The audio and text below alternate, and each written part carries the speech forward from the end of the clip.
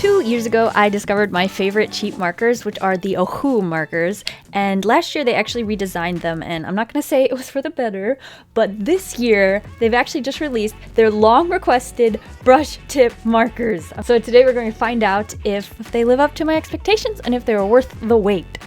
Oh yeah, and by the way, the caps do fit on the other end. Let's do this. So just in general, alcohol-based markers are really cool because they don't tear up your paper like water-based markers can, and they more easily blend together and can offer that even streak-free wash that I really like. They're permanent on most surfaces. They do fade in the sunlight, but their biggest downside usually is their price. And that is where alternatives to the industry standard Copic sketch markers come into play. Even when you're avoiding like the big name, it's hard to find alcohol-based markers with the coveted brush tip at a price that doesn't make you do a double take. Brush tips make it a lot easier to like blend out two colors, and you can get like a soft, even gradient. I do need to make a note, chisel nibs can do this, it just takes more, you know, elbow grease. My biggest gripe with Ohuhu markers in the past was their lack of pastel colors and of course the lack of the brush nib. And last year, after their redesign, they lost the color names on the cap for some reason and the ability to place the cap on the other end of the marker. Like, why would you get rid of that? But that's the past. Today, we're looking at the new brush markers. So I can already tell right off the bat, the barrel is noticeably different. It's actually completely round, so... Oh, to stop it from rolling off your desk, it actually has these little blips on each cap. But if you like didn't have the caps on the barrel, it's gonna roll away. And you'll also not even know what color it is because the color names are on the cap. And it still has that impossible to read metallic lettering. I don't understand that one. But the caps, yeah, they do have color names on them. Woohoo! Using a color called sunflower is just, I feel like that just gives you a much more positive experience than using a color called Y2, you know? Do you agree? I do. I just agreed with myself. It does look like their numbering system changed. Before it was just a number, but now they have a letter and a number on each of them. Like Y, YR, R, PB, what is that, peanut butter? BR, which is brown. I'm gonna assume it's not blue-red. It's brown. And then PB, peanut butter, purple blue? That doesn't really make sense. Pale blue. Yeah, I'm not sure what the PB means. So for nibs, they have a chisel tip on one end and a brush nib on the other. Looking at the brush, it's a bit more triangular than the Copic sketch marker that I own. And I can feel that it does lose a little bit of stability with that shape, which makes the brush a bit bendier. But other than that, they kind of feel like they're made out of a like similarly stiff material. But I would mention that the Ohuhu brush does feel more brittle. Like, I don't know, it's just the very tip of it feels like it'll start to fray if I use it like a ton, but I haven't seen any issues yet. Ugh, I just love that the cap fits on the other end. Copic sketch markers do not do this. So I've actually had to like get into the habit of not putting it on the other end. But oh, I'm so glad these actually do. It just makes the earth feel whole again, doesn't it? It's just such a beautiful sight. So this pack, which was available at launch, is a 48 set of colors. This includes 1 black marker and 0 colorless blenders, which I honestly don't ever use, so I'd rather have another color. So that's a plus in my book. I swatched out all 48 colors, grouping them by color family. For the most part, the code system does seem arbitrary, aside from like the simple color grouping. I mean, compare this to Copic's well-documented coloring system, like the first letter equals the color family, the first digit refers to the saturation, and then the remaining digits are the darkness of the marker. These are just, you know, a number. In this 48 set, you do get a good range of colors and tones. If I remove the saturation from the video, you'll probably be able to see and notice like the variety of the tones better. You can see how some are darker and some are lighter. There's still quite a bit in that mid-tone area. I'd like to see some lighter tones because those are just what I use the most with Copics.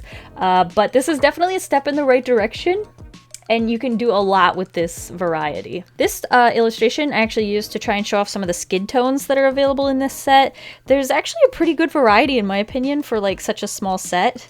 There's only 48 colors, and this is what I was able to get with just 4 distinct colors, not like blending other colors on top of them, which means there's significantly more possibilities than even just this. So for the character on the left, I used Rose Beige, which is BR3. The next character I used YR4 or Salmon Pink.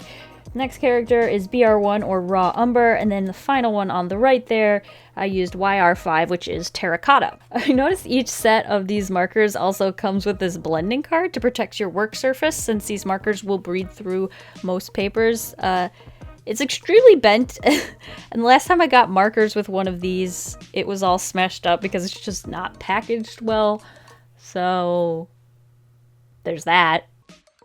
For paper, I've been using a 65-pound cardstock, or you can use like specifically made marker paper if you don't want it to bleed through to the other end, because marker paper actually has a special coating on the other side to protect your desk from markers. And then cardstock is just usually thick enough where it only bleeds if you're like really layering those markers.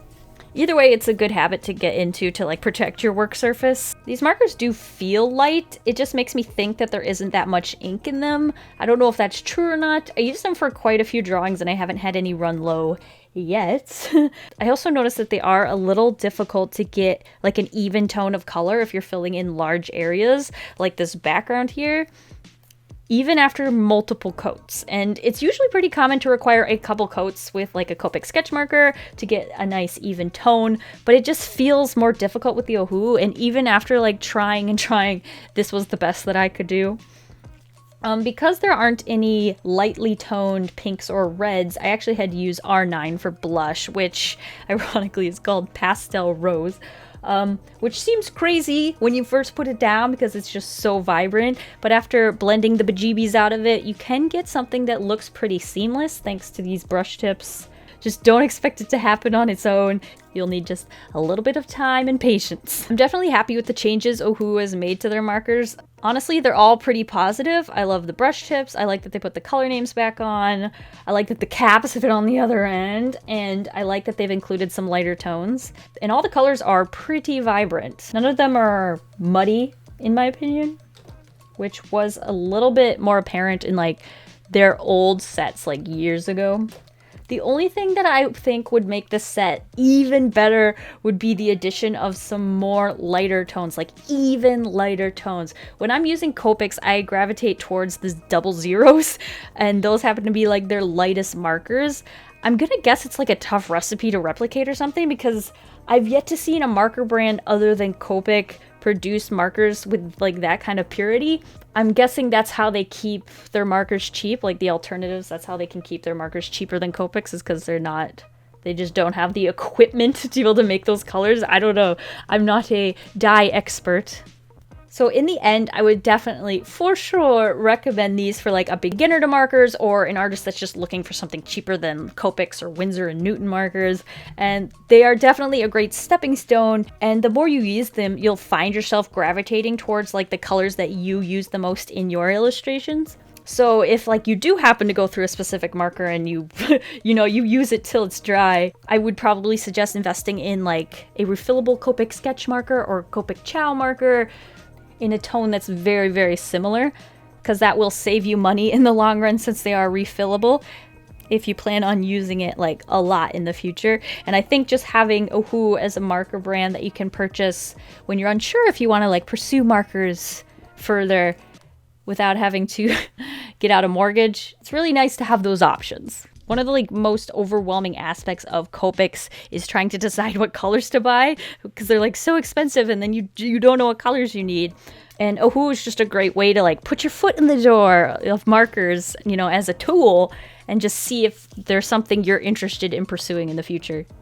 Personally, I'm going to be keeping my Ohuhu brush markers by my Copics. I think these will be really good in like addition to the markers that I've already invested in. I'm obviously not going to give up my Copic markers for these because they just don't have those pastel colors that I need in my life. But they have some really nice saturated midtones that I think I can definitely get some use out of. I do want to thank you guys for watching, and I also want to send a big thank you to Ohuhu for sending me these markers for free to try out and to share with you guys.